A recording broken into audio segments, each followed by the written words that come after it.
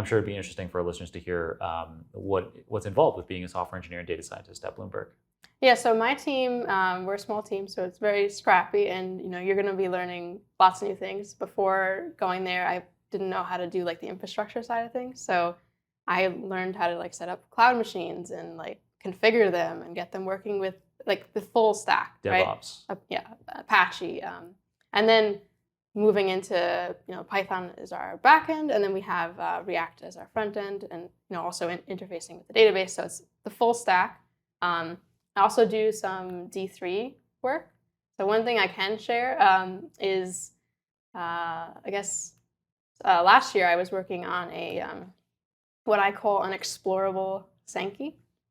Cool. So in D3, if you were just to throw your data at it and say, make me a Sankey, it's like, sure. But if you give it too much data, then it crashes your browser. So not so great.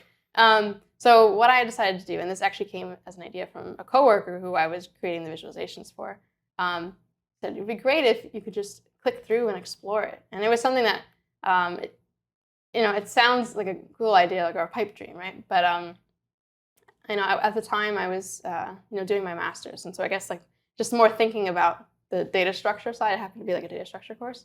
And that was kind of what cracked it open for me. I was like, wait, actually, this is definitely possible, and it's just creative use of the data structure.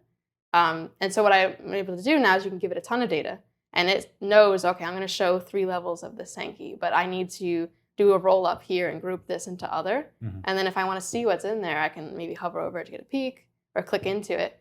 And that's a way that now someone can explore their data visually rather than having to like mine through rows and rows of textual information.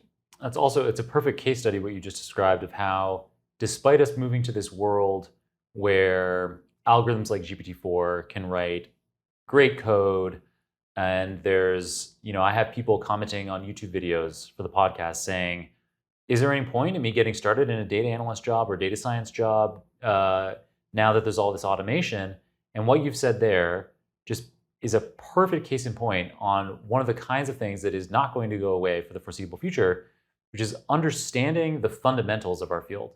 So, I've created content on linear algebra, calculus, probability theory, statistics, and data structures and algorithms for, in my case, machine learning specifically. So all this, this is content that I've released. It's all available in O'Reilly today, and will eventually all be on YouTube. The linear algebra and calculus already is, and the probability theory stuff should start coming out again soon. And eventually I'll get through all of that content, and it will all be publicly available for free. So